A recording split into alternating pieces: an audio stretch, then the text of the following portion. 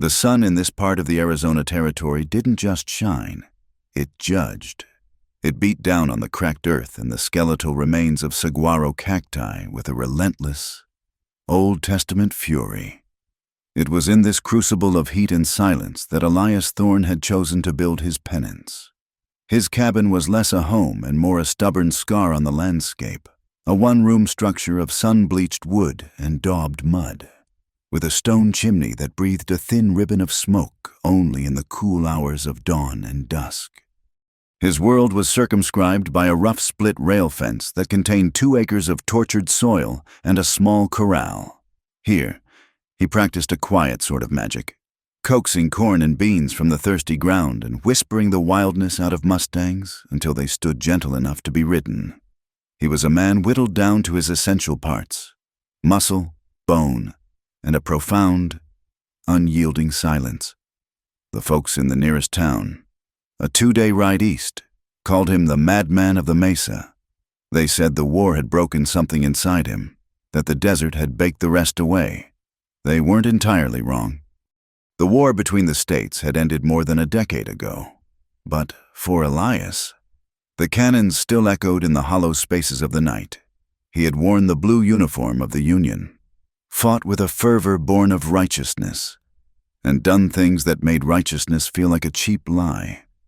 He could still feel the phantom weight of the rifle in his hands, still see the faces of boys in blue and gray alike, as the light left their eyes. He had come west not to find his fortune, but to lose his memory. He spoke to his horse more than he had spoken to any human in 5 years, and he preferred it that way. The company of men led to the talk of war, of glory, of God, and Elias felt he had no claim to any of it. He was a ghost, haunting his own life, his solitude a shield against the man he had been.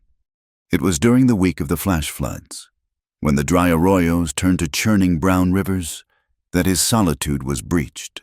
A band of Apache, moving through their ancestral lands, had taken to the high ground of a rocky bluff to survey the changed landscape. From their vantage point, they saw a sight that stilled their conversation. Down below, in a muddy wash, a powerful sorrel horse was trapped, its legs swallowed by the thick, greedy mud. It fought and panicked, sinking itself deeper with every desperate thrash. And then they saw the man. Elias, he wasn't using force or a whip. He had waded into the mud up to his own knees and was speaking to the animal in a low, steady murmur. His movements were slow, deliberate, as he worked a rope under the horse's belly. There was a patience in him that seemed as vast and ancient as the desert itself. He didn't shout, he didn't curse, he simply worked, his hands gentle on the terrified animal's flank, his voice a constant, calming presence against the sucking sound of the mud. For an hour they watched, unseen, as Elias dug and soothed and leveraged, until finally, with a great, shuddering heave, the horse pulled free and stumbled onto solid ground. The man stood, caked in mud, and simply stroked the horse's neck until its trembling subsided. The Apache were perplexed. They knew the white men. They were loud, violent, and greedy. They took what they wanted and broke what they couldn't take. This one was different. He moved with the quiet respect of a man who understood the land, not one who sought to conquer it. That evening, around their own fire, the site was debated. An old warrior, his face a map of countless seasons, saw a strange kind of strength in the man's gentleness. But the younger men, bristling with the energy of their youth and the bitterness of their people's plight, saw something else. "He is a coward," scoffed a young brave named Cale, his chest puffed with pride. "He hides from the world and whispers to beasts because he fears the company of men. He wears the hat of a cowboy, but his spirit is that of a mouse." The others grunted in agreement. In their world, strength was proven in raids, in courage, in a loud and proud defiance against their enemies. This man's quietude was an insult, a thing to be prodded and tested. The idea of a joke took root, a cruel sprout of youthful boredom and disdain. They would expose the white man's weakness. They would send a temptation he couldn't resist and laugh as he made a fool of himself.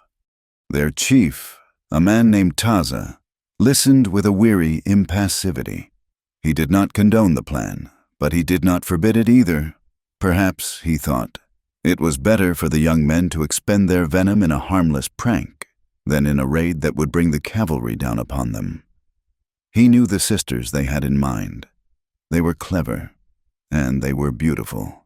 And so, with a tired wave of his hand, he gave his silent consent. He summoned Aylin and her younger sister, Sani. They were daughters of a famed warrior, and they carried his spirit in different ways. Aylin, the elder by 2 years, possessed a stillness that could be mistaken for ice. Her gaze was direct and sharp, missing nothing. She moved with a deliberate grace, her thoughts kept close behind her dark, unreadable eyes. Sani was her opposite, a flickering flame of a girl. Her laughter was quick, her movements were darting and impulsive, and a sly mischief danced perpetually in her expression. She saw the world as a stage for games and intrigues. The chief explained the task. They were to go to the solitary cowboy's cabin, pretend to be lost and starving, and use their charms to make him lose his composure.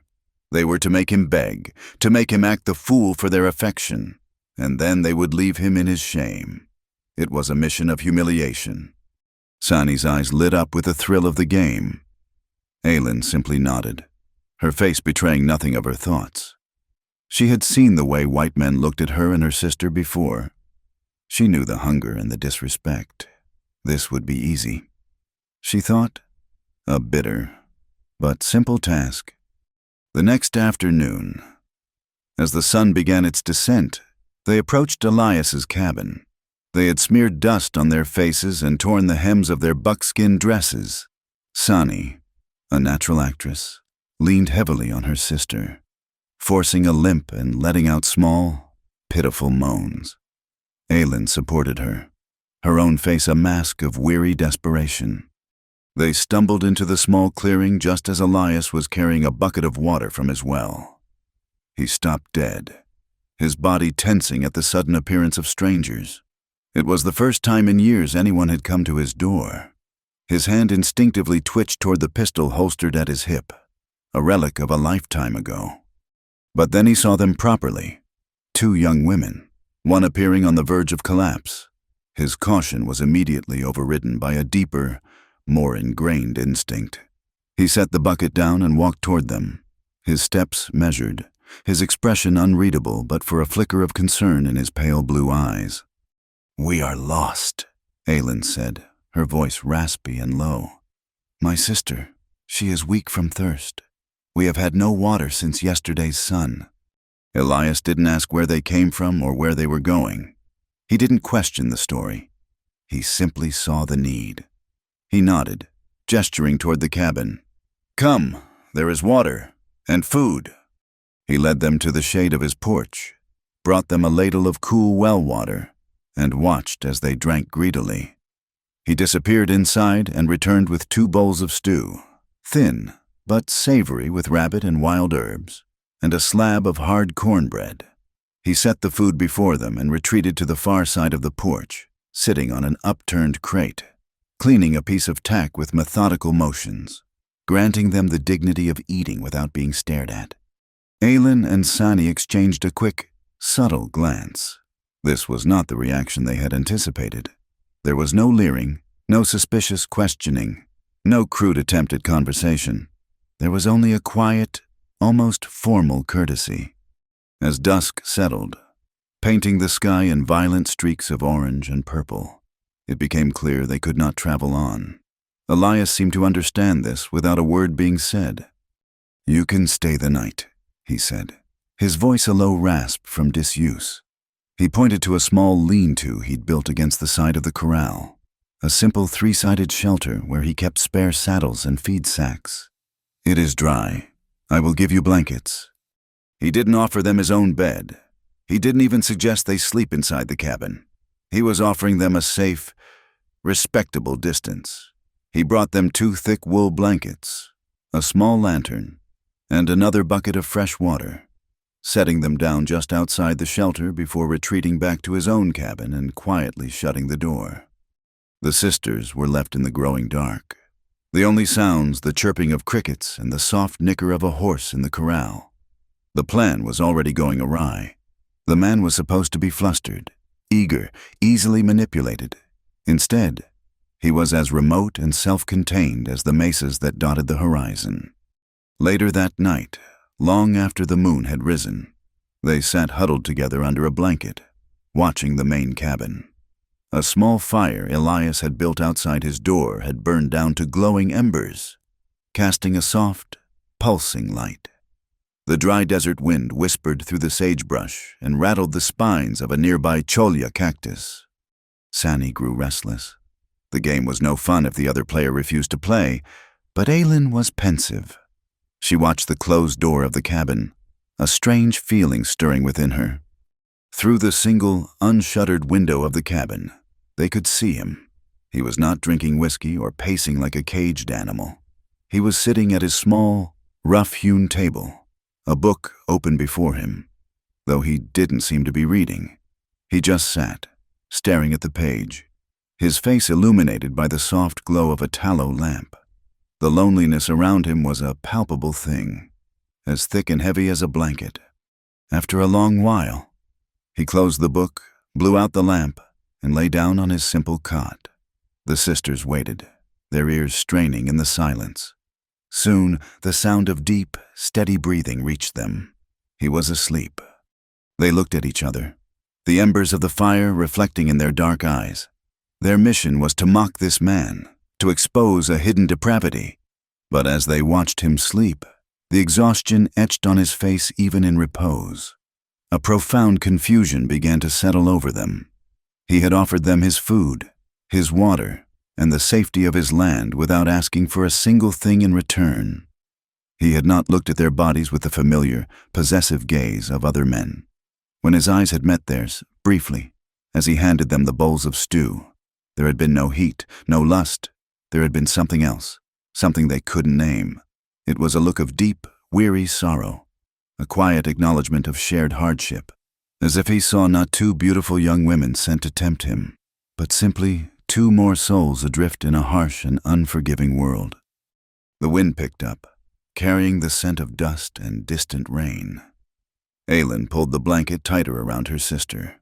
The cowboy was supposed to be the joke, but sitting there in the cold, immense darkness of the desert, they were beginning to feel like the fools themselves. The days that followed fell into a strange, silent rhythm. A contest of wills played out under the vast, indifferent sky. Aylin and Sani, recovering from their initial confusion, recommitted to their task with a renewed, almost desperate, determination. The man's quiet decency was not a virtue to be admired, but a wall to be breached.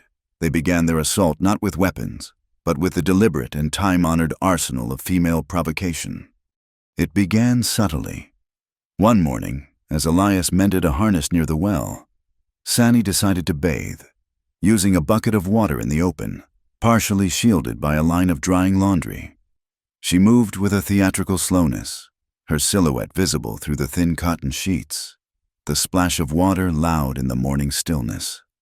She hummed a low tune, fully aware of his presence just yards away. Elias did not look up. His hands, steady and sure, continued to work the leather and thread, his focus as narrow and intense as a beam of light. He seemed to hear nothing, see nothing, beyond the task at hand. The only acknowledgement was a slight, almost imperceptible tightening in his shoulders. Frustrated, they escalated their efforts. Aylin, with her more direct nature, chose a different approach.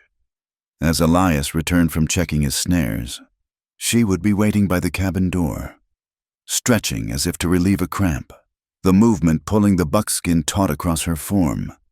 She would let her long, dark hair down from its braid, shaking it out in a cascade of black silk, her eyes watching him from under her lashes. He would simply nod a curt greeting, avert his gaze to a point somewhere on the horizon, and walk past her into his cabin, shutting the door quietly behind him. Sani, ever the actress, took to feigning weakness, once, as he carried a heavy sack of feed toward the corral. She stumbled directly in his path, letting out a small cry. His reflexes, honed by war, were instantaneous. He dropped the sack in a cloud of dust and caught her before she hit the ground. For a brief moment, she was held against his chest, a wall of hard, unyielding muscle that smelled of sun, dust, and leather. His arms were strong around her, his grip firm but not bruising. She looked up, a triumphant and helpless expression prepared on her face. But his eyes were not on her. They were fixed on the corral fence, his jaw tight. He set her on her feet as if she weighed nothing, his touch lingering no longer than was absolutely necessary. "Be careful of the loose stones," he said, his voice level and devoid of emotion. Then he picked up the sack of feed and continued on his way, leaving her standing alone, her heart pounding with a mixture of anger and a strange, unfamiliar flutter of disappointment. With every failed attempt, a new tension grew between the sisters.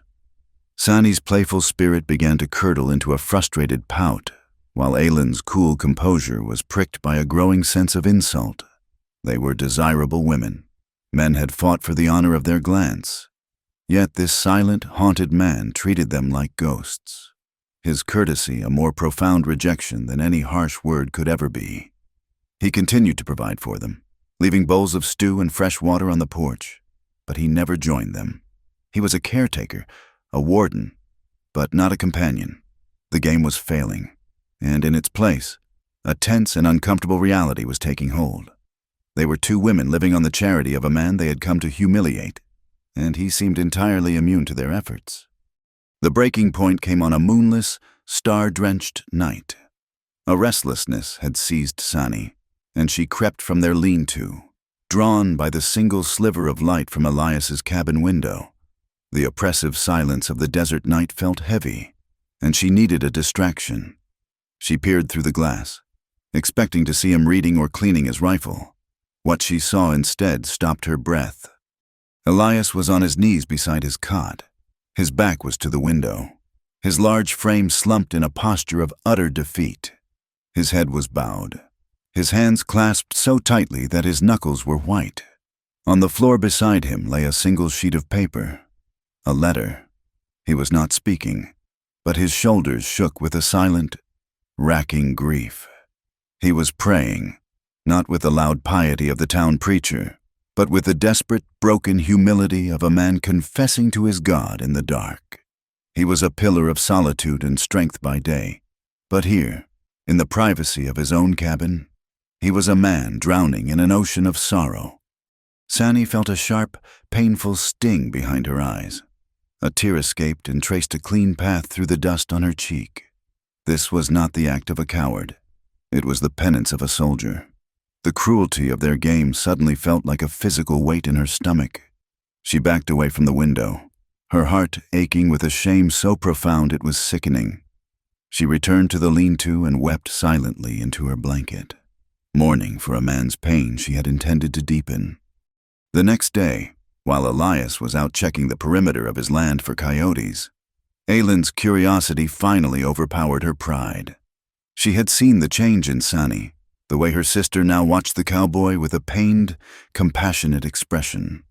She had to know what had caused it. She slipped into the cabin, her heart hammering against her ribs. The single room was sparse and impeccably clean. A rifle rested on wall pegs. A small stack of books sat on a crate, and there, on the small table, was the letter. Her hands trembled as she picked it up. The handwriting was stark and clear, the words simple and brutally honest. It was not addressed to anyone by name. Asterisk. To the woman who might read this. It began. Asterisk. My name is Elias Thorne. I own this small piece of land, and I'm a man in need of grace. I cannot offer you riches, for I have none. I cannot offer you a fine name, for mine is known only to the ghosts I carry with me. I fought in the war. I followed my orders, and I believed in the cause. But a cause does not wash the blood from a man's hands. I have taken lives. I see their faces in my sleep and hear their voices in the wind. I came here to be forgotten, to let the desert scour me clean. but the stain is on my soul. Asterisk, I write this not for pity, but for honesty. If there is a woman of good character, perhaps a widow or an orphan, who seeks only a roof and the protection of a strong back, I can offer that. I will be a faithful and steadfast husband. I will not raise my voice or my hand. I will work until my bones give out to provide for you. But you must know that you would be marrying a man who is damaged. You would be marrying the memory of the men I have killed. I do not ask for love, for I do not know if I am worthy of it. I ask only for a chance at a quiet life, and, perhaps, in your company, a measure of forgiveness for the man I was forced to become. Aylin read it twice, her throat tightening until she could barely breathe. Every line was a confession, a plea, a raw and unguarded look into the soul of the man she had tried to torment. The stoicism, the averted eyes, the careful distance. It wasn't disdain for them. It was a profound sense of his own unworthiness. He kept his distance not because he didn't see them as women, but because he saw himself as a monster. She placed the letter back on the table exactly as she had found it and fled the cabin, her composure shattered. That evening, the argument that had been simmering between the sisters finally boiled over in sharp, angry whispers. "We must leave," Aylin hissed, her voice tight with a strange, new panic. "The joke is done. We will go back and tell them he is a madman, just as they said." "He is not a madman," Sani retorted, her eyes flashing with defiance. "He is a good man. He is suffering. To leave now, after seeing, it is wrong. I will not be a part of such cruelty." "What do you propose we do? Stay here forever?" Aylin shot back. "This was a game. Sani, you have forgotten that. We are not a part of his life." "Perhaps I want to be," Sani whispered, the admission hanging in the air between them. Aylin stared at her sister, horrified. "You are a fool. He does not want us. He wants a ghost from a letter." Their argument was cut short. Elias was approaching from the corral, his silhouette tall and dark against the fading light. He must have heard the sharp tone of their voices, seen the tension in their stances. He stopped a respectful distance away, his hat in his hands. "I notice you are not at ease," he said, his voice quiet. "If my presence here has caused you distress, I offer my sincerest apologies. You are free to leave whenever you wish. I will give you provisions for your journey." He thought he was the problem. The irony was so bitter it tasted like ash in Aylin's mouth. He was apologizing to them for the discomfort their own malicious game had created. She couldn't find the words to respond, and Sani simply looked at the ground, her face a picture of shame. Elias took their silence as an answer. He gave a small, formal nod and turned back toward his cabin. Later that night, the rhythmic clop of horses and the creak of wagon wheels announced a rare visitor. A weathered trading wagon, pulled by two tired mules, rumbled into the clearing. The driver, an old man with a beard like tangled sagebrush, exchanged a few words with Elias. They were familiar with each other. This was clearly a scheduled stop on a long and lonely road. Elias went into his cabin and emerged with 2 sealed envelopes. He handed them to the merchant, along with a few coins. "These need to go on the next post east, Jedediah, to the address in Pennsylvania. It's important." "Consider it done. Elias," the old man rasped, tucking the letters into a leather pouch. After a brief exchange of goods, coffee and flour for a few cured pelts, the merchant climbed back onto his wagon and, with a crack of his whip, rumbled off into the immense darkness. Elias stood watching the wagon disappear, a lone figure dwarfed by the landscape. The last rays of the sun bled across the horizon, setting the clouds on fire and casting his shadow long and black upon the cracked earth. From the lean-to, Aylin watched him. She knew what those letters were. He was not waiting for them to make a move. He was not playing their game. In his quiet, resolute way, he had made a choice. He was calling for his salvation from 1,000 miles away, from women who knew nothing of him but the stark, painful honesty he had put on paper. A feeling she could not name, hot and sharp, pierced through her. It was not the simple sting of being outsmarted. It was a terrifying lurch in her soul, a violent mix of admiration, regret, and a desperate, possessive panic. The silent, broken man she had come to mock had just taken control of his own destiny, and in doing so, had stolen a piece of hers. The cruel joke had twisted in her hand, becoming something real, something sharp, something that was drawing blood. And as she watched his silhouette against the dying sun, Aylin was seized by the horrifying realization that she was no longer playing a game. She was losing one. 3 weeks passed in a state of suspended animation. The desert sun rose and set, marking time with brutal precision. But on Elias Thorne's homestead, time had become a thick, stagnant thing.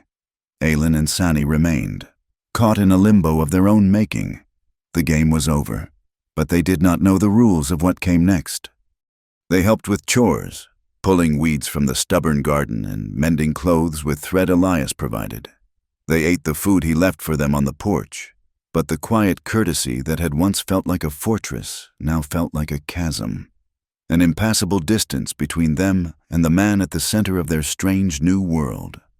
Sani's mischievous energy had curdled into a sullen silence, while Aylin watched Elias with a hawk's intensity, her thoughts a turbulent, unreadable storm.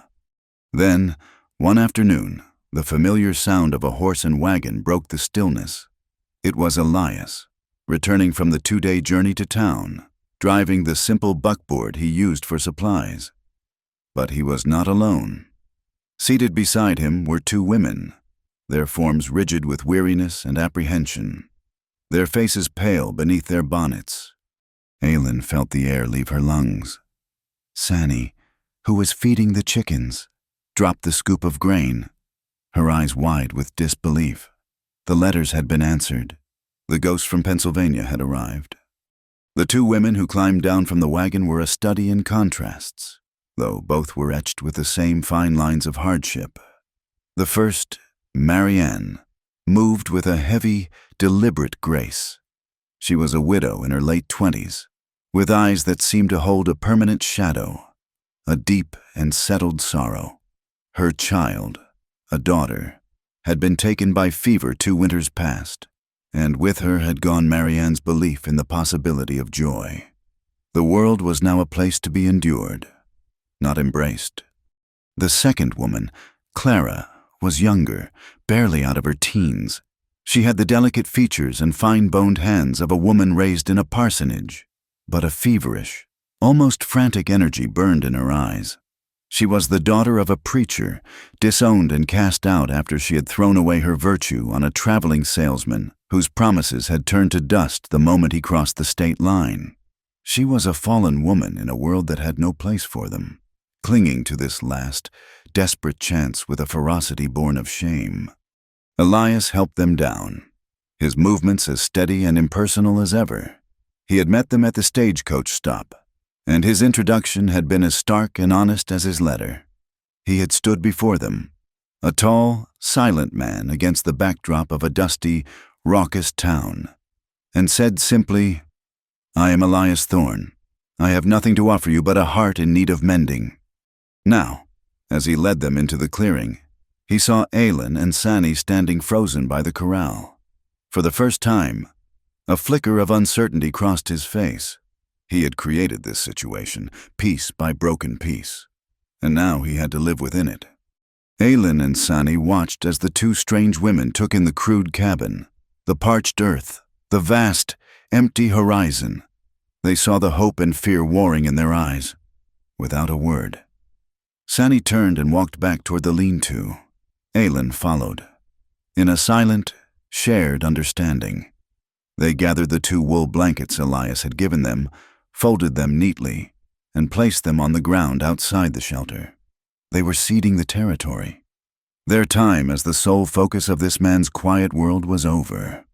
Elias approached, the 3 women trailing behind him like a small, bewildered flock. His gaze met Aylin's for a brief, charged moment. He gave a slight, almost imperceptible nod of acknowledgement. "This is Marianne, and this is Clara," he said, his voice level. Then he gestured to the sisters. "This is Aylin and Sani. They were in need of shelter." The explanation was simple, incomplete, and yet it was all that was offered. He turned to the newcomers. "The lean-to is yours. It is dry and will keep the wind off." He did not play favorites. He did not explain. He simply stated the new reality of their lives. In the days that followed, he established a routine with a quiet, almost military efficiency. He was the hub of a strange, wobbling wheel. He treated all 4 women with the same careful, equitable respect. He assigned chores based on ability, not preference. Marianne, with her quiet fortitude, was tasked with the cooking and the mending. Clara, her hands surprisingly adept, took to the garden with a desperate energy, as if she could pull redemption from the soil itself. Aylin, strong and knowledgeable about the land, helped Elias reinforce the corral fence, and Sani drifted, her resentment a poisonous cloud around her. The evenings became the true crucible of this new household. They would gather around a small fire, the flames pushing back the immense darkness and the profound silence of the desert. Elias would sit slightly apart, cleaning a rifle or sharpening a tool, a quiet sentinel. At first, the silence between the women was thick with suspicion and unspoken questions. But the desert has a way of stripping away pretense, and loneliness is a powerful solvent. It was Marianne who spoke first, her voice soft but clear in the crackling air. She spoke of her daughter, not with tears, but with a hollow, aching precision, the color of her hair, the sound of her laugh, the terrifying speed with which the fever had consumed her. "When you watch the best part of yourself turn to dust in your arms," she said, staring into the flames, "happiness becomes a foreign country. You can remember what it was like, but you know you can never go back." A few nights later, it was Clara's turn. Her story came out in a torrent of bitterness and shame, her hands twisting in her lap. She spoke of her father's sermons on sin, of the handsome stranger's whispered promises, of the secret flight, the brief, foolish dream of love, and the brutal awakening in a dusty hotel room, alone and penniless. "I dishonored my family for a man who didn't even know my favorite color," she said, her voice trembling with a rage that was directed as much at herself as at him. "My father speaks of God's grace, but he had none for his own daughter." Aylin and Sani listened. Their own stories held close. A bond was forming in the firelight. A sorority of the broken, a shared understanding that they were all refugees from a world that had cast them out. For Sani, it was too much. The quiet tragedy of the newcomers, coupled with her own shame and a confusing, unrequited ache for the man who had brought them all here, was a weight she could not bear.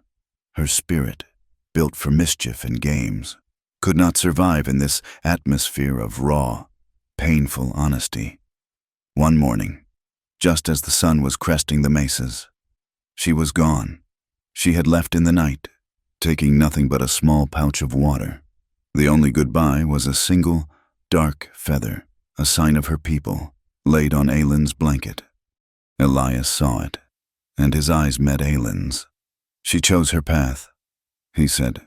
It was not a question. "Yes," Aylin replied, her voice tight. "And you?" he asked.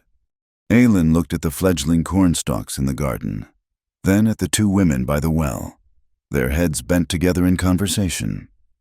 She looked at the cabin, this strange sanctuary of lost souls. "The planting is not yet finished," she said, the excuse tasting like a lie on her tongue. "I will stay to help with the harvest." Elias accepted her reason without comment, and the household of 5 became a household of 4. The dynamic shifted subtly. The work and the grief were now distributed among fewer shoulders. One evening, after a long day of reinforcing the cabin roof against the coming monsoon season, they sat around the fire, a comfortable weariness settling over them. Clara had taken to humming old hymns, her voice sweet and clear, a strange comfort in the vast wilderness. When the women began to retire for the night, Elias spoke, his voice low. "Marianne, She stopped, turning back to him. They were alone by the fire, the embers glowing between them. "Do you believe a person can be forgiven?" he asked. It was not an abstract question. It was a plea, aimed directly at the one person there who understood the finality of loss, for things they can never undo. Marianne looked at him, her gaze unflinching. She saw past the stoic cowboy to the soldier kneeling in the dark, his soul raw and bleeding. For a long, breathless moment, they simply looked at each other across the flames. No words were spoken, no touch was exchanged, but an arc of understanding, of shared and profound sorrow, passed between them. It was a current of intensity that made the air around them feel thin and charged. Finally, she gave a slow, almost imperceptible nod. She did not say yes. She did not have to. From the shadows near the cabin, Clara had witnessed the entire exchange. She had seen the way Elias looked at Marianne, the raw vulnerability in his question, and the silent, powerful answer that had passed between them. A sharp, cold pain, fierce and unexpected, pierced her heart. She had thought they were all equal in their brokenness, but in that moment, she saw a connection between the soldier and the widow that she was not a part of. It was a communion of a deeper, darker grief than her own. Turning before anyone could see the tears welling in her eyes, she slipped away, her footsteps silent in the soft dust. She fled to the one place that offered solitude, the dark, quiet space behind the horse corral, leaning against the rough wood. She finally let the sobs come, silent and racking, her shoulders shaking with a fresh wave of loneliness and despair. A soft footstep behind her made her start. It was Aylin, her silhouette a dark shape against the star-dusted sky. She didn't speak, but simply stood beside Clara, a quiet presence in the dark. After a few moments, she reached out and placed a hand on Clara's trembling shoulder. The touch was unexpectedly gentle. "He is a man carrying a mountain on his back," Aylin said, her voice a low murmur. "He looks for someone strong enough to help him bear the weight." "She is," Clara whispered, her voice thick with tears. "I am just a foolish girl who made a mistake."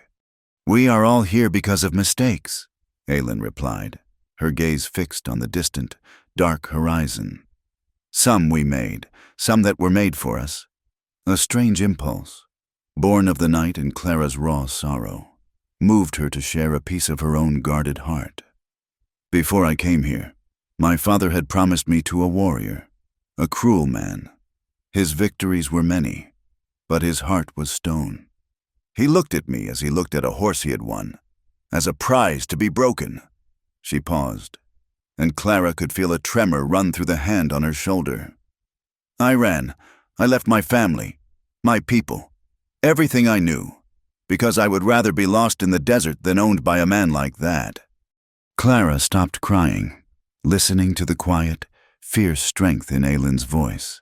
In the darkness behind the stables, surrounded by the smell of hay and horseflesh, two women from different worlds found a common ground. They were both fugitives, runaways from a life that had been chosen for them, and in a strange, dangerous, and unpredictable way, they had both found their way here, to this lonely man's homestead, a place where a heart in need of mending might, just possibly, find a home. With the turning of the seasons, the fragile peace of Elias Thorne's homestead was threatened not by the elements, but by the subtle, creeping tendrils of human emotion. A quiet jealousy, as insidious and persistent as a desert vine, began to grow in the spaces between the four souls.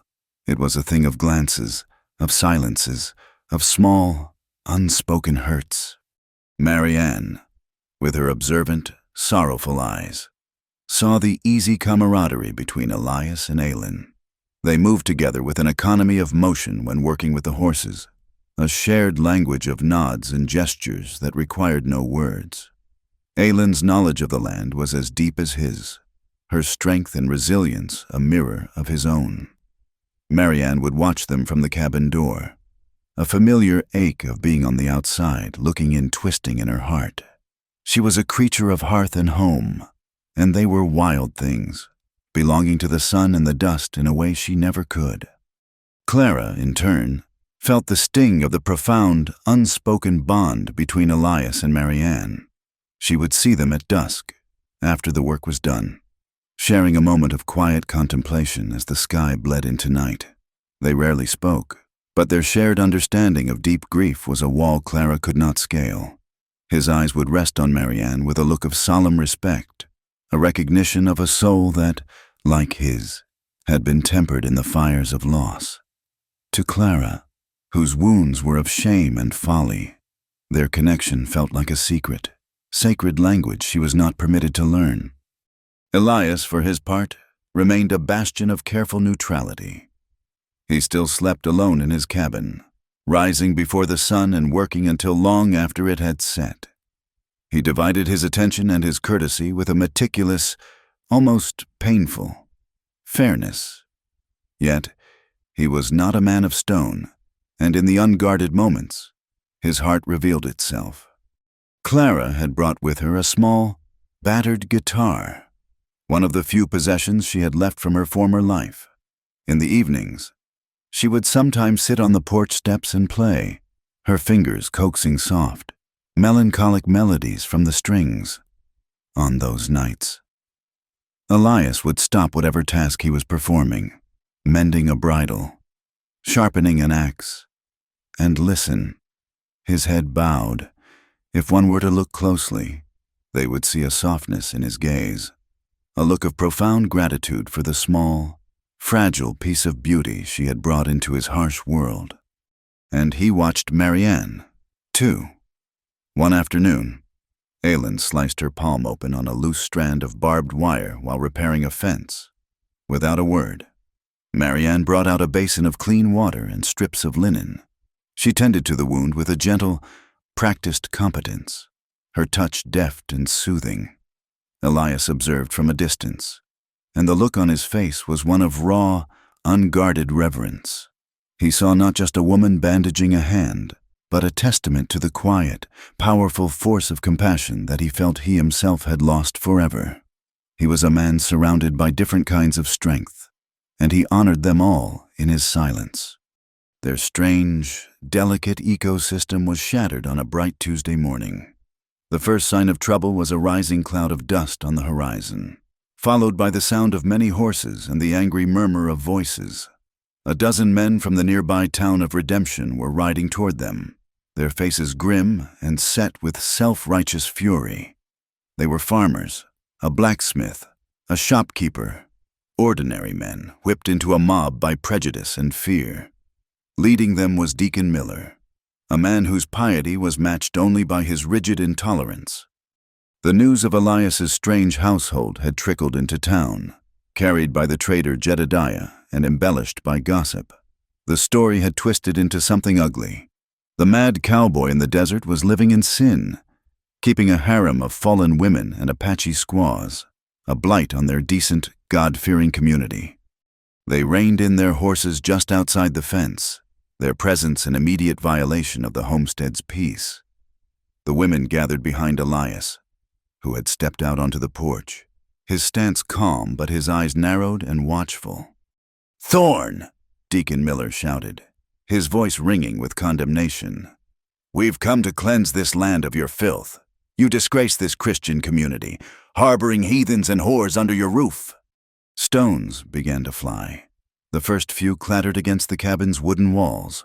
One struck the water barrel with a loud thud. Elias moved, placing himself in front of the women as if his body alone could shield them. "This is my land," he said, his voice low but carrying in the still air. "These women are under my protection. You have no business here." His quiet defiance only enraged them further. "Protection?" the blacksmith sneered, dismounting. "We know what kind of protection you're offering." With a roar, several men surged forward, tearing down the flimsy gate. Elias did not reach for his pistol. To do so would mean a bloodbath, and he had seen enough of those to last a lifetime. He met them with his hands open, a gesture of peace that they mistook for weakness. They seized him, 4 large men overpowering him with their sheer weight. They bound his hands tightly behind his back with a length of rope and dragged him into the center of the clearing. A stone grazed his temple, and blood began to streak down his face. "We'll teach you to defile our community, Thorn!" Miller proclaimed, his face flushed with ugly zeal. "We'll mete out the Lord's justice right here and now." They were going to whip him, perhaps worse. Panic seized the women. But then, something shifted. The victims refused to be victims. It was Marianne who moved first. She stepped forward from the porch, her sorrowful eyes now blazing with a cold fire. In her hand, she held a worn, folded piece of paper. It was Elias's letter. "You speak of justice?" she cried, her voice clear and strong, silencing the mob with its unexpected power. "Then you will listen to the words of the man you condemn." Before they could react, she began to read. She read his confession of the blood on his hands, his admission of his broken soul, his deep and abiding sense of unworthiness. The men shuffled their feet, their righteous anger faltering in the face of such raw, painful honesty. She saved the final, powerful lines for last, her voice ringing across the silent clearing. "I do not ask for love, for I do not know if I am worthy of it," she read, her eyes locking with Deacon Miller's. "But know this, I am not worthy of any woman who would answer this call, but I swear on my own broken soul that I would die to protect them." A stunned silence fell over the mob. They had come to punish a sinner, a degenerate, but the words they had just heard were those of a penitent, a man more aware of his own failings than they could ever be. Into that silence, another sound broke the tension, the sharp, menacing asterisk, thwump asterisk of an arrow striking wood. Every head snapped toward the source. It was Aylin. She had slipped away during the commotion and now stood 20 yards away, a bow drawn taut in her hands. Another arrow already knocked on the string. The first arrow was buried deep in the porch post, inches from Deacon Miller's head. Her face was a mask of cold fury, her dark eyes promising a swift and deadly conclusion if they took one more step. The men of redemption were not soldiers. They were farmers and merchants who knew the lethal skill of the Apache. The blacksmith, who had been holding the rope on Elias, let it drop as if it were a hot coal. Their righteous mob mentality evaporated in the face of a very real, very immediate threat. They began to back away, muttering amongst themselves, their courage deserting them. They mounted their horses and retreated, casting nervous glances over their shoulders at the silent woman with the bow. The moment the last rider had disappeared over the rise, the tableau broke. Aylin lowered her bow, the tension leaving her in a long, shuddering breath. Marianne crumpled to her knees, the letter falling from her trembling hand, and Clara, who had been frozen in terror, flew to Elias's side. He was on his knees, his head bowed, the blood from his temple dripping into the dust. Clara fumbled with the knots of the rope, her fingers clumsy with haste.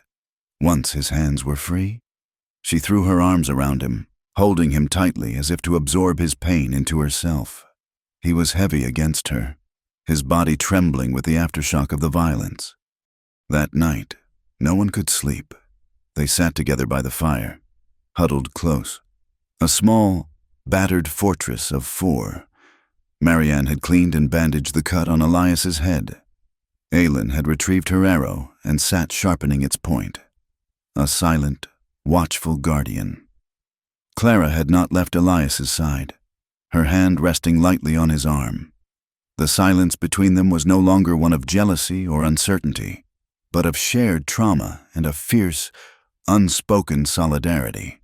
They had faced down the world together, and they had won.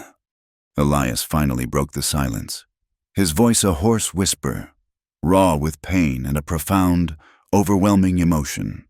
He looked at each of them in turn, at Marianne's courageous defiance, at Aylin's deadly loyalty, at Clara's fierce compassion. "In my letters," he rasped, his throat tight, "I called you my salvation." He took a ragged breath, his gaze encompassing them all. "I wasn't exaggerating. The aftermath of the attack settled over the homestead like a fever. Elias did not die, but he succumbed to the violence his body had endured. The blow to his head left him in a state of delirium, adrift in a gray sea between consciousness and oblivion for days on end. He murmured names from his past, battlefields and fallen comrades, his words the fragmented echoes of a life he had tried to bury. The cabin, once his solitary fortress, became a hushed and watchful sick room. The three women, bound by the crisis, fell into their own distinct roles, orbiting the still center of the man on the cot. Marianne, without a word, became his nurse. She moved with a silent, heartbreaking efficiency, her hands gentle and sure as she bathed his feverish skin with cool water and spooned thin broth between his cracked lips. It was a role she knew too well, a pantomime of wifehood and motherhood that dredged up ghosts of her own. In the dim light of the cabin, she was caring not just for the cowboy, but for the husband and the child she had already lost, her movements a silent, sorrowful prayer. Clara's care was a thing of sound and spirit. She sat in a corner with her guitar, her fingers plucking melodies that were as fragile and resilient as wildflowers. She played sad, old lullabies, songs of loss and hope from the eastern hills she had abandoned. Her soft voice filled the quiet room, a constant, soothing presence intended to tether Elias's wandering spirit to the world of the living. She sang for him, but she also sang for the frightened girl inside herself, her music a balm against the terrifying silence. Aylin could not bear the stillness. The quiet, suffocating air of the cabin felt like a cage. She took her turmoil outside, directing it at the physical world with a relentless, punishing fury. She worked on the fence line from sunup to sundown, her hammer blows echoing across the mesa. She dug new posts, stretched wire until her hands bled, and reset the stones at the base of the corral. She worked as if she could build a fortress strong enough to keep any more violence out, channeling her fear and rage into the sweat and strain of her body, seeking a different kind of salvation in pure, mind-numbing labor. For 3 days, this was their world. Then, on the 4th night, in the deep, silent hours before dawn, something changed. Clara was keeping vigil, dozing lightly in a chair beside the cot, when a sound from Elias broke the stillness. It was her name, a hoarse, scraping whisper. Her eyes flew open. He was awake, his own eyes clear and focused on her for the first time in days. The fever had broken. He lifted a trembling hand, his gesture weak but deliberate, beckoning her closer. She knelt beside the cot, her heart pounding. "Clara," he whispered again. He slowly raised his hand and laid it against her cheek. His skin was cool, his touch surprisingly gentle. He looked at her, his gaze filled with a lifetime of unspoken pain, gratitude, and a raw, desperate need that went beyond words. And then he pulled her toward him. His kiss was not tender. It was a collision, a desperate act of a man starved for a connection to life itself. It was fierce and deep, tasting of fever and sorrow, and a gratitude so profound it felt like a prayer. It was the kiss of a drowning man reaching for air, and Clara was his air. It was long and breathless, and choked with an emotion that shattered them both. When he finally released her, she was trembling, tears streaming down her face. He didn't speak. He simply held her gaze, his own eyes glistening, overwhelmed and unthinking. She lay down on the narrow cot beside him, curling into his side. He wrapped a weak arm around her, and they lay there, fully clothed, their bodies pressed together not in passion, but in a shared, profound exhaustion. In the safety of each other's arms, they finally slept. The morning sun, when it streamed through the window, felt like an accusation. Marianne was the first to see them, her hand frozen on the cabin door. She saw Clara's golden hair spread across the pillow next to Elias's dark head, their bodies tangled together in the innocent intimacy of sleep. She saw his arm draped protectively over her, a look of deep, Profound hurt washed over Marianne's face, extinguishing the small, flickering flame of hope she had so carefully guarded. She didn't make a sound. She simply backed away, turning her face from the scene as if she had been struck blind. Later that morning, Aylin found Elias by the small creek that trickled through the property, splashing cool water on his face. He was unsteady on his feet, still weak, but a new light was in his eyes. Aylin's own eyes were like chips of flint. She walked straight up to him, her face a mask of cold fury. "You are a glutton," she said, her voice low and venomous. "You feed on feelings as if you are starving. You take and take." Before he could process her words, she shoved him, hard, in the center of his chest. Taken by surprise and still weak, he stumbled backward, losing his footing on the slick stones and falling into the shallow, cold water with a great splash. He sat there, stunned, the creek water swirling around his waist, looking up at her. "You take her hope," Aylin spat, gesturing toward the cabin where Marianne was. "And you take her comfort," she added, her voice breaking slightly on the last word. A nod to Clara. "You cannot have it all." Elias made no move to get up. He simply looked at her, his face weary, his gaze holding no anger, only a deep, abiding sadness. He had been a hermit, a ghost. He had asked for nothing, and now he was at the center of a storm he did not understand. "I didn't choose," he said, his voice flat and heavy with truth. "I never chose. You chose me." His words, stark and irrefutable, hung in the air. Aylin had no answer for them. She turned and stalked away, leaving him sitting in the cold creek. Marianne had made her decision. When Clara, her face streaked with guilt and confusion, tried to speak to her, Marianne simply held up a hand. There was no anger in her eyes, only a vast, empty resignation. She packed nothing. She simply walked out of the clearing and headed east, toward the town, toward a world that made more sense than this one. On the porch post, she left behind a small, woven bracelet. It was delicate and brown, braided from the fine, soft hair of the daughter she had lost. It was the most sacred thing she owned, a tangible piece of her own heart. By leaving it, she was leaving behind her past, but she was also abandoning any hope for a future here. She was cutting the final thread. Clara was devastated. She felt the full weight of the blame settle on her shoulders. She had broken their fragile, four-cornered world. "I have to bring her back," she said, her voice choked with panic. "To Aylin. She can't be out there alone." Before Aylin could stop her, Clara ran from the homestead, following Marianne's tracks into the rough, wooded country that bordered the desert, cursing under her breath. Aylin grabbed a water skin and her bow and ran after her. She was faster, more sure-footed, and caught up to Clara within the hour, finding her struggling through a dense patch of thorny mesquite. "You are a fool!" Aylin snapped, grabbing Clara's arm. "You will get yourself lost or bitten by a snake." "I have to find her," Clara cried, pulling away. "This is my fault." She scrambled ahead, moving recklessly up a steep, shale-covered hillside. Aylin followed, her anger mixed with a grudging, protective instinct. Near the top, Clara's foot slipped on a loose patch of rock.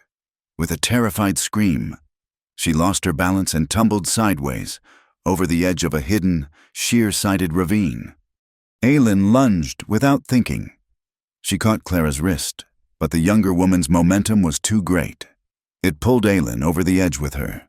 They fell together into the abyss. In the split second of the fall, a primal instinct took over Aylin. She twisted her body in midair, wrapping her arms around Clara, positioning herself underneath. They hit the bottom of the gully with a sickening, brutal impact, a crash of rock, snapping branches, and breaking bone. Clara landed on top of Aylin's body, shaken and bruised but miraculously protected. Aylin lay beneath her, unnaturally still, her leg bent at a terrible angle, her face a mask of agony before she mercifully slipped into unconsciousness. Elias felt their absence before he saw the proof. It was a subtle shift in the homestead's energy, a hollowing out of the air. When he saw Marianne's braided bracelet hanging on the porch post, a cold dread coiled in his gut. It was a relic, a sacred object, not something to be left behind accidentally. He scanned the horizon. No sign of her. He strode to the lean-to. Clara was gone. Too. Aylin's bow was missing, as was a waterskin. He saw their tracks in the dust, 2 sets of them, heading east into the broken country. One set was frantic and hurried, the other long-strided and determined. Clara running, Aylin pursuing. He didn't waste a moment. He saddled his most sure-footed Mustang, grabbing a canteen, a rope, and his rifle. As he worked, the sky to the west was turning a bruised, malevolent purple. The air grew heavy and still, the kind of oppressive silence that precedes a violent outburst. A storm was coming, not the gentle spring showers of the east, but a brutal, high-desert deluge that turned canyons into death traps and flatlands into churning seas of mud. He rode hard, his own weakness a distant, nagging ache. The tracks were easy to follow at first, but as he pushed deeper into the rocky terrain, the wind began to howl, a low, mournful cry that rose to a shrieking gale. It whipped dust and sand into his eyes and tried to tear the hat from his head. The first drops of rain fell, not as a mist but as thick, heavy splatters that struck the parched ground with the sound of tiny pebbles. Within minutes, the deluge was upon him. Rain came down in blinding, solid sheets, instantly turning the dust to a slick, treacherous grease. Lightning spiderwebbed across the sky, followed by deafening cracks of thunder that seemed to shake the very foundations of the earth. The tracks vanished, washed away in a torrent of brown water. He was navigating by instinct now, his soldier's senses and his deep knowledge of the land his only guides. He knew the likely paths, the places a person might seek shelter, the ravines and arroyos that were now deadly, churning rivers. He dismounted, leading the terrified horse through the maelstrom. Every step was a risk, the ground a slippery, unpredictable enemy. The wind tore at him, the rain chilled him to the bone, but he pushed on, driven by a singular, terrifying thought. They were his. In some way he could not articulate. These women, all of them, had become his responsibility, his penance, his reason for breathing the desert air, his salvation, and he was failing them. He shouted their names into the roaring wind, his voice swallowed by the storm. "Clara! Aylin!" It was a flicker of color, a patch of blue from Clara's dress, that caught his eye. It was near the edge of a newly formed waterfall, where water cascaded over a rocky ledge into a deep, shadowy gash in the earth, a ravine he knew to be 20 feet deep. His heart hammered against his ribs. He tied the horse to a stunted, wind-swept juniper and scrambled toward the edge, his boots slipping, his hands grabbing at slick rock for purchase. He peered down into the churning chaos, and he saw them. They were at the bottom, huddled on a small spit of land that was rapidly shrinking as the water level rose. Clara was soaked and trembling, her face a mask of terror. Aylin was lying beside her, unnervingly still. "Clara!" he roared, his voice finally cutting through the storm's fury. She looked up, her eyes wide with a mixture of terror and overwhelming relief. "Elias, Aylin, she's hurt. I think her leg is broken. She won't wake up." There was no time for questions. Elias worked with grim efficiency. He uncoiled the rope from his saddle, tying one end securely around the base of the juniper. He looped the other end under his arms and began his descent, his heavy boots finding precarious holds in the rocky, muddy cliff face. He landed beside them, the water already swirling around his ankles. Aylin was unconscious, her breathing shallow, her face pale.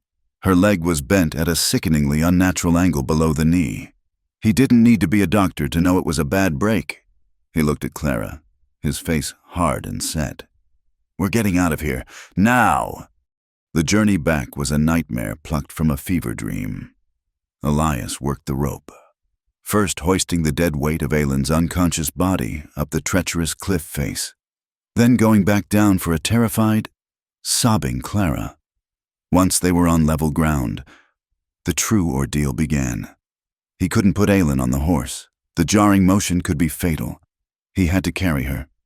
He lifted her into his arms, her head lolling against his shoulder, her body surprisingly light. He turned to Clara, his expression softening slightly. "Stay close. Hold onto my belt if you must. Do not fall behind." And so they began the long walk back, a battered three-person procession against the fury of the storm. Elias carried Aylin, his muscles screaming in protest, his own half-healed body pushed to its absolute limit. Clara stumbled along beside him, her hand gripping his leather belt like a lifeline, her face streaked with rain and tears. For miles they walked, through driving rain and slick mud, the world a blur of gray water and flashes of lightning. Elias moved like an automaton, one foot in front of the other, his mind narrowed to a single objective: get them home. The weight in his arms was not a burden. She was his purpose. The trembling hand on his belt was not a hindrance. She was his charge. They stumbled into the clearing hours later, just as the storm was beginning to abate, leaving a bruised and weeping sky in its wake.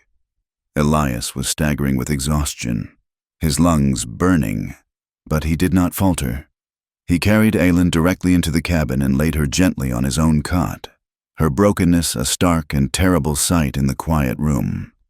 The days that followed were a mirror image of the ones before, the roles horribly reversed.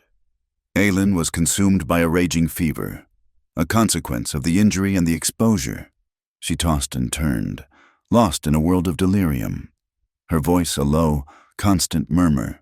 She spoke in her own tongue, her words sharp and strange, but often one name would break through the fever babble, clear and desperate.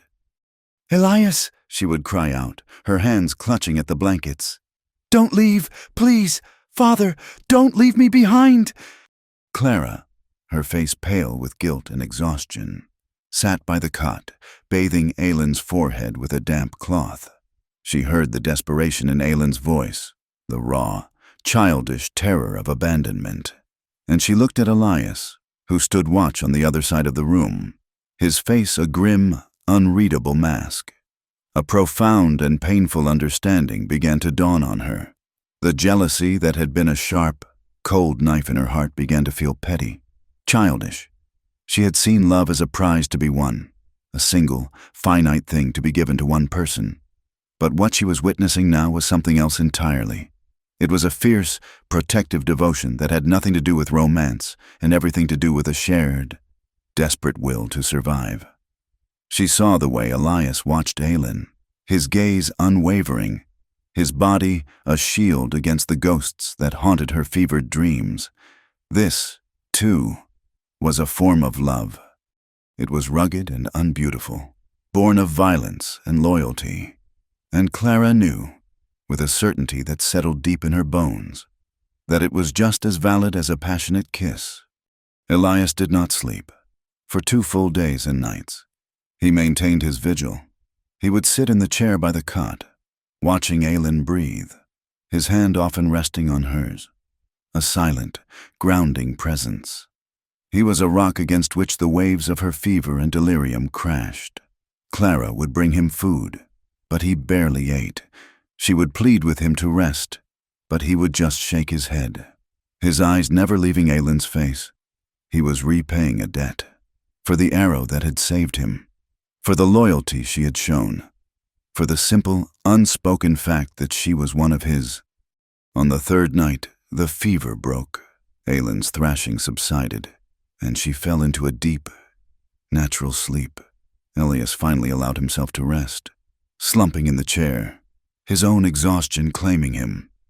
The next evening, Aylin awoke. Her eyes fluttered open, clear and lucid for the first time. They focused on Elias, who was sitting beside her, checking the crude splint he had fashioned for her leg. He saw that she was awake, and a look of profound relief washed over his face. He leaned forward, his expression tender, and pressed a soft, gentle kiss to her forehead. It was a kiss of comfort, of gratitude, of shared survival. But for Aylin, waking from the depths of her nightmare, it was something else. It was an anchor in a raging sea. Her eyes, dark and intense, locked on his. As he started to pull away, her hands shot up and tangled in his hair, her grip surprisingly strong. She pulled his face down to hers. Her kiss was nothing like the one he had shared with Clara. It was not a gentle awakening. It was a wildfire. It was desperate, hungry, and possessive, a raw and frantic claiming.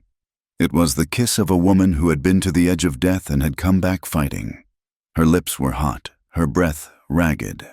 Her other hand came up, her nails digging into the muscles of his back, scratching through the thin fabric of his shirt, leaving marks of her desperation on his skin. It was a kiss that demanded everything, that took without asking, that branded him as hers. From the doorway of the cabin, Clara saw it all. She saw Elias's gentle kiss, and she saw Aylin's fierce, desperate response. She saw him freeze in surprise, then, slowly, hesitantly, return the kiss, his own hands coming up to cup her face. A year ago, a week ago, even yesterday, the sight would have shattered her. It would have sent her fleeing to the darkness behind the stables, her heart broken anew. But tonight was different. She looked at the two figures by the cot, entwined in a complex web of pain and need. She saw Aylin's fierce will to live and Elias's quiet, steadfast devotion. She felt a pang, not of jealousy, but of a strange, sad, and profound understanding. This was their story, too. She turned away, her movements slow and deliberate. She walked out under the vast, star-dusted sky, and this time she did not cry. A week later, just as the sun was beginning to warm the morning air, a wagon appeared on the horizon. It was not the familiar, rickety cart of the trader Jedediah. This one was sturdier, pulled by two strong draft horses, and it was loaded with fresh-cut lumber, tools, and provisions. At the reins sat a broad-shouldered man with soot-stained hands and a calm, steady gaze. Beside him sat an older woman, her face a roadmap of kindly wrinkles, and standing in the back of the wagon, holding onto a support beam, was Marianne. She had not walked far that day she left. Her flight had been one of anguish, not conviction. She had made it halfway to redemption before her own deep-seated pragmatism took over. What life was waiting for her there? Scorn, pity, a lonely room in a boarding house? She had turned around, her heart a tangled knot of hurt and resolve, and walked back, not to the homestead, but to the town, to face the very people who had cast them out. She had gone directly to the church, not to the hateful Deacon Miller, but to the town's aging priest, Father Michael. She had stood before him, her dignity a shield, and told him everything. She told him of Elias's profound guilt, of Clara's shame, of Aylin's fierce loyalty. She had him read the letter, her voice steady as she recited the words she now knew by heart. Father Michael was a man who had seen a great deal of human failing, and he recognized the truth when he heard it. He saw not a den of sin, but a desperate, unconventional flock trying to find its way in the wilderness. The following Sunday, his sermon was not about damnation, but about the parable of the Good Samaritan. He spoke of grace found in unexpected places and of the mortal sin of judging a soul whose burdens you have not carried. His words did not magically transform the hearts of everyone in redemption, but they planted a seed of doubt in the stony ground of their prejudice. And for a few, like Samuel the blacksmith and Martha, a widowed rancher's wife, it was a call to action. Now, as the wagon rolled into the clearing, Elias, Clara, and a still-recovering Aylin came out to meet it, their faces a mixture of shock and disbelief. Marianne jumped down from the wagon, her gaze meeting Elias's. There was no apology in her eyes, but no accusation either. There was only a quiet, powerful resolve. "I came back," she said simply. "And I brought help," she gestured to her companions. "This is Samuel and Martha. They believe, as I do, that a place of refuge is needed in this country, a place for women with nowhere else to go. She looked at the small cabin. "We've come to help you build a bigger house." And so began a season of impossible construction. Samuel, with his immense skill and quiet strength, directed the work. Elias, though not fully recovered, worked alongside him, his movements regaining their old surety. The women, under Martha's wise and gentle guidance, cooked for the men, tended a larger garden, and prepared the materials. The air, once thick with tension and unspoken jealousies, was now filled with the rhythmic sounds of hammers and saws, with easy conversation and even occasionally, with laughter. The town, for the most part, left them alone, watching from a distance with a grudging, curious respect. They were no longer the madman's harem. They were the foundation of something new. As the walls of a new, larger structure began to rise, a longhouse, with a common room and several small, private quarters, the relationships between the four of them settled into a new, more honest shape. The fever of romance and jealousy had broken, replaced by the sturdy, foundational bond of family. They were a strange, patchwork clan, woven together by shared trauma and a common purpose. One evening, as the sun set, casting long shadows from the half-built structure, Elias gathered them together. He stood before the three women, his hat in his hands, his face solemn. "We are not what the world understands," he began, his voice low and steady. "There is no law, no scripture, that has a name for what we are. The world tried to tear us apart because of it." He looked at each of them in turn, at Marianne's steadfast loyalty, at Aylin's fierce heart, at Clara's gentle spirit. "I cannot choose between you.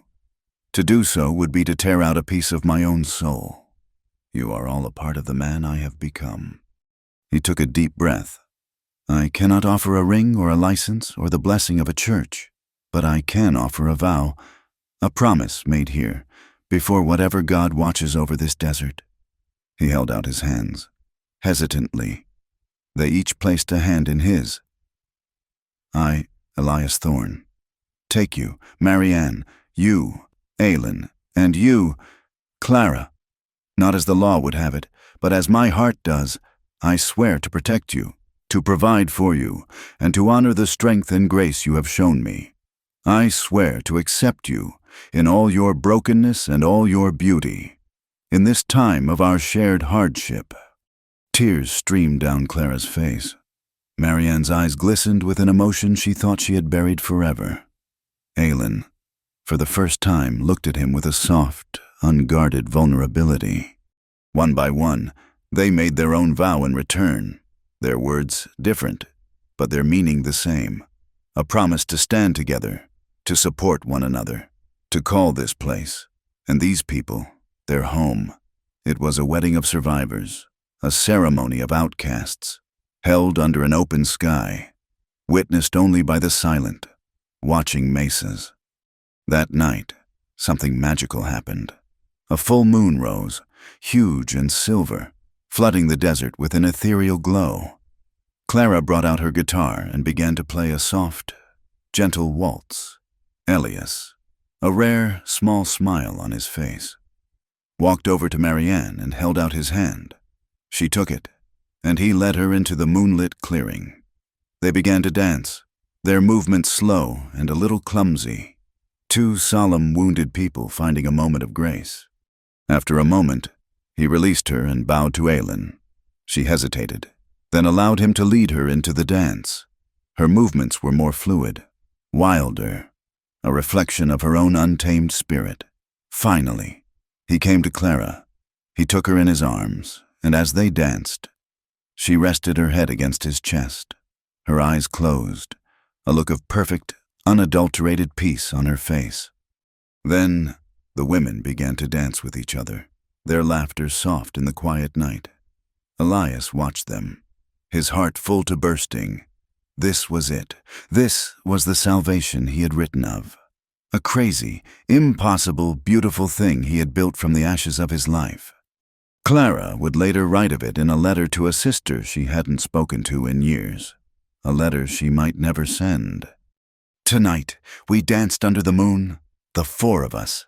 It is a family that has no name, held together by scars and promises instead of laws.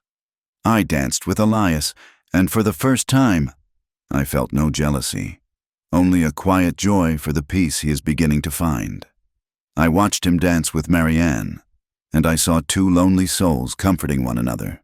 I saw him dance with Aylin, and I saw a wild respect between two warriors. There is a love here that the preachers do not speak of. It is not a tidy, singular thing. It is vast and complicated and strong enough to build a home in the middle of nowhere. For the first time in my life, I do not feel fallen. I feel found." Their perfect, peaceful moment was shattered by the sudden, terrifying sound of a war cry. It ripped through the night, followed by the thunder of unshod hooves. From the darkness, a group of 5 Apache warriors on horseback burst into the clearing. But these were not Aylin's people. Their faces were painted for war, their eyes filled with a cold, brutal light. They were renegades, a splinter group cast out from their own tribe for their extreme violence, men who preyed on the weak, both white and native. They had seen the homestead from a distance, seen the lone man and the women. To them, Aylin was a traitor, living with a white man, and the other women were spoils to be taken. It was a matter of perverse and violent honor. Everything happened in a flash. Aylin screamed a warning in her own tongue. Reaching for a bow that wasn't there, Clara and Marianne scrambled back toward the half-built house. Elias reacted instantly, his years of combat training taking over. He shoved Clara and Marianne behind him, toward the safety of the darkness, his body becoming a human shield. He turned to face the lead rider, who was raising a rifle, his face a snarl of hatred. Elias had no weapon. His only thought was to protect, to give them a few more seconds to escape. He lunged forward, not at the man, but at the horse, trying to spook it, to create chaos. The rifle cracked, the sound unnaturally loud in the moonlight. Elias stopped, his body jerking violently. A dark stain blossomed on the front of his shirt, high on his chest. A look of stunned surprise crossed his face.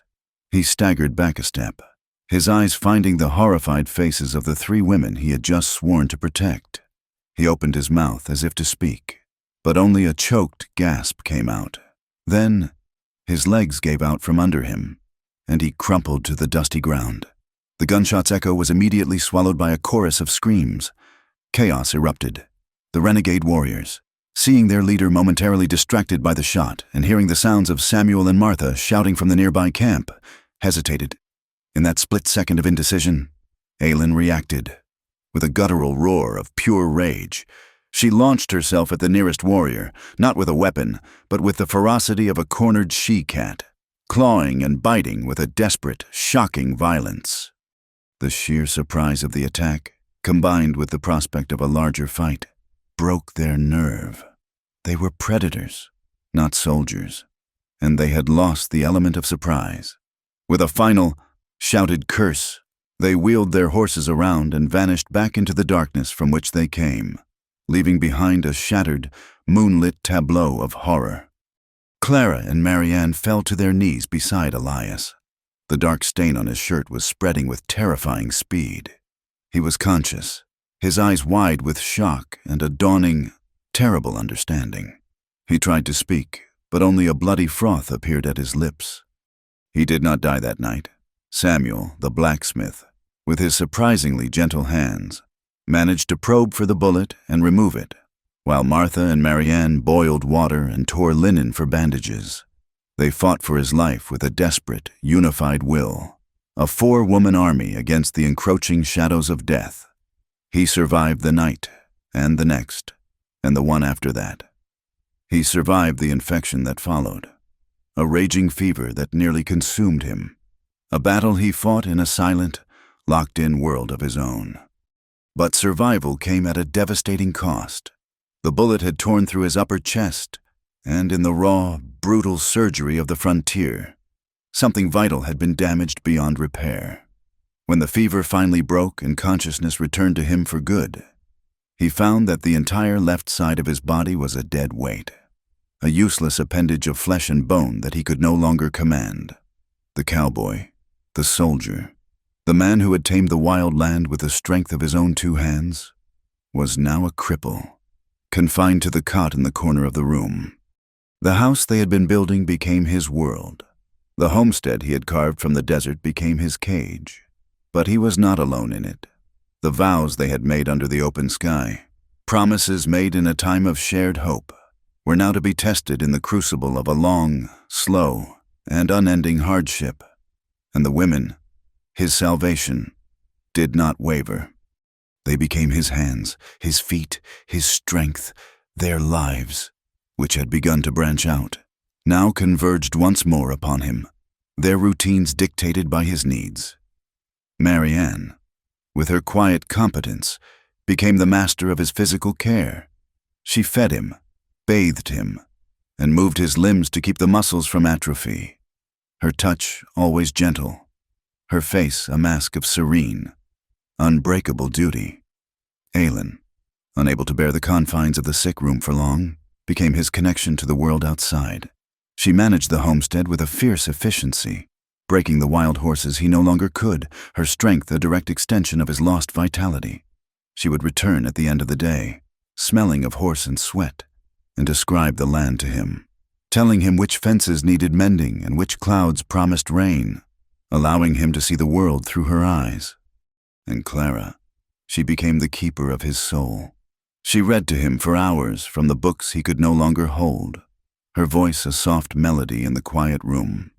She wrote his letters, her hand transcribing the thoughts he could no longer write himself, and she cared for his heart, sitting with him in the long hours of the night when the demons of his past and the specter of his uselessness would rise to haunt him.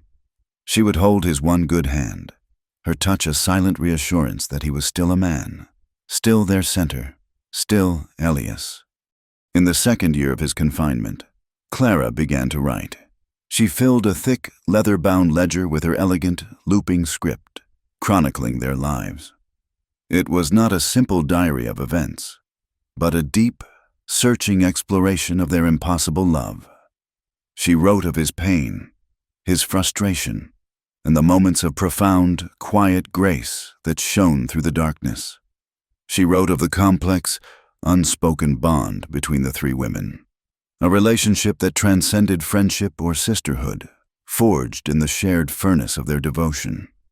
"He sits by the window most days now," she wrote one autumn evening. "He watches Aylin in the corral, and a flicker of the old fire appears in his eyes. He is still there, the man who tamed the wild mustangs, trapped inside a body that has betrayed him." Marianne moved his chair today so the afternoon sun would fall on his face, and he closed his eyes and smiled. It was a small thing, but it felt like a victory. There are days when the bitterness is a poison in this house, when his silence is a scream of rage, but there are other days when he tells a story from the war, not of the killing, but of a shared canteen with a friend.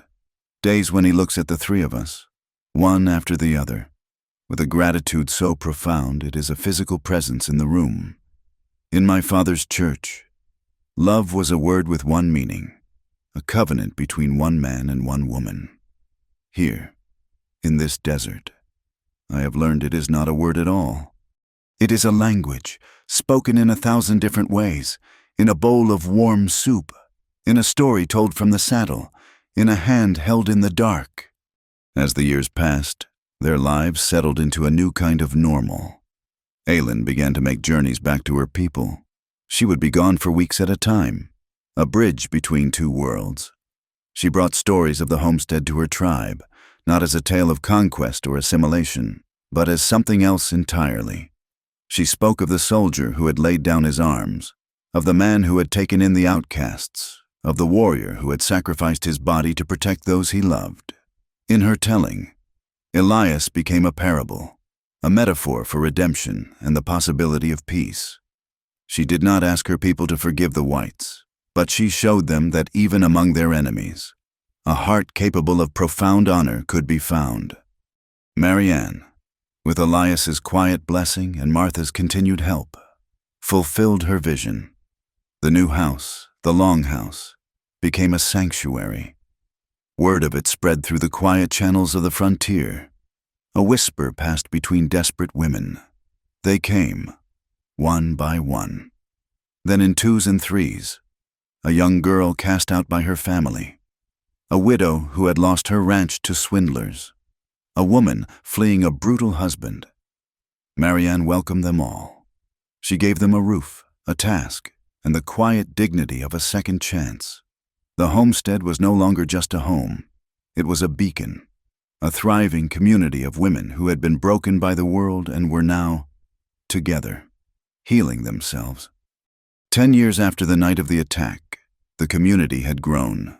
The town of Redemption, under the gentle guidance of Father Michael, had slowly come to see the homestead not as a blight, but as a testament to a strange and powerful kind of grace. They decided to erect a monument. It was not a grand statue, but a simple, hewn stone pillar, placed at the edge of the property where the trail from town began. A small crowd gathered on the day of its dedication. Marianne and Clara pushed Elias in a wheeled chair they had built for him. Aylin stood beside them, her presence a silent, powerful statement of unity. Father Michael said a few words, and then Samuel the blacksmith unveiled the stone. Carved into its surface were the simple words that had come to define them all. He called them salvation. They called him home. The final years were quiet. Elias's body grew weaker, but his spirit, tended by the fierce love of his 3 wives, remained unbroken. He died on a cool spring morning, in his own bed, with their 3 hands holding his. The last scene is not one of sorrow, but of enduring peace. Many years have passed. The sun is setting over the Arizona desert, painting the mesas in hues of gold and crimson. The air is still and warm. On a small, wind-swept hill overlooking the homestead stands a single, weathered gravestone.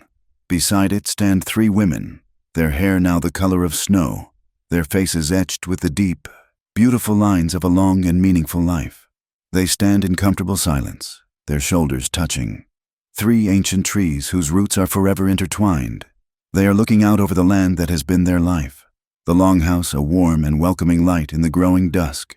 A soft breeze stirs the sagebrush, and on it, faint and ghostly, comes the distant, rhythmic sound of horses running free across the open range. Thank you for listening to this story from the heart of the American West. We'd love to know where you're tuning in from, so please drop a comment below and let us know. If you enjoyed this tale, consider subscribing to our channel, From Wild West, and sharing your thoughts on this incredible journey.